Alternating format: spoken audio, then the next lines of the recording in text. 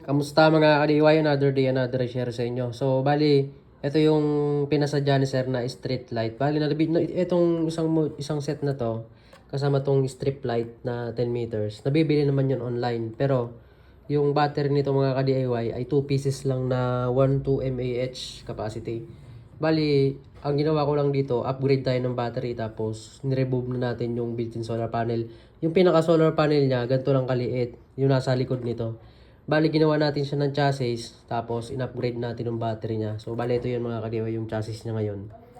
Tapos, syempre, kung nagtaas tayo ng battery capacity, automatic magtataas din tayo ng solar panel. So, bali, ito na yung mga ka-DIY, no?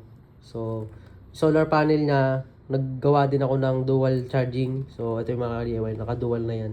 Etong isa na to, separate yung charging module na yan. Pero sa isang unit na to, pwedeng magdalawang solar panel. In case lang naman ng maulan, kung gusto ni sir mag-back up, pwede. Pero eto naman, yung solar panel na galing dati dito rin nakakonik yun. Kaya pag once na dito ko in-insert yung solar panel niya, automatic. Ito kasi automatic na kapag gabi, tsaka lang siya iilaw. Ngayon, pwede si sir na hindi niya gamitin yung automatic. Kung gusto niya lang na manual on, dito ko mag-charge. Pero itong dalawa, pwedeng magkasabay ng charge yan.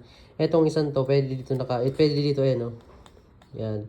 Magre-red yan kapag charging. Kapag fully charged na, mag-i-stop na yan. Bali, ito yung 10 meters niya. Tapos, may nad ako ditong accessories. Ito. So, sayang naman ang chassis natin. Ito yung on-off lang mga kali. Ito yung para saan to? Naglalagyan ako ng label. Ito ay 12 volts output. So, mamaya may sasample ako dyan. So, kukunin ko lang yung pang-sample ko. Pero, limited lang yung output niyan. 2 ampere lang mga ka-DIY. So, bali, ito yung pang-test natin dyan. Ilaw.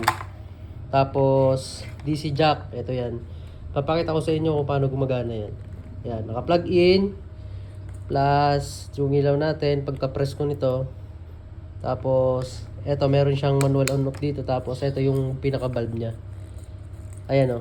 So, power bank ng strip light plus meron ka pa. Pero pwede dito yung mga kadiwa yung wifi router pwede ditong plug in kasi 12 volts naman ang nakaset ko dyan. Kasi step up module lang ginamit natin dyan. Pero 2 ampere lang maximum.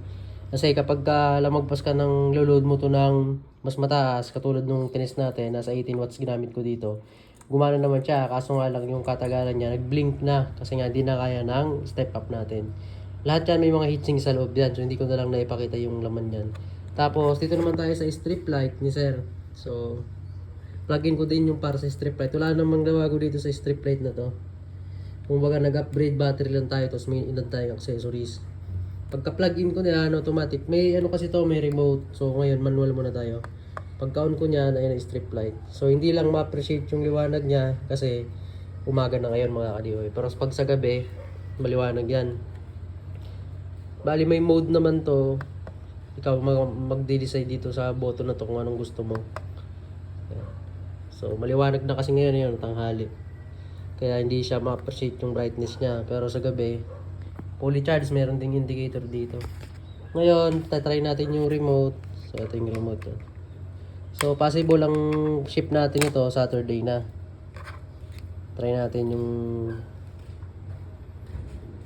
remote. Ayan, meron naman off. Yan. On. Hanggang mode 8. Kung gusto mong reset, may reset naman dito. Ayan. So, hanggang dito na lang, sir. I-charge muna natin ng solar.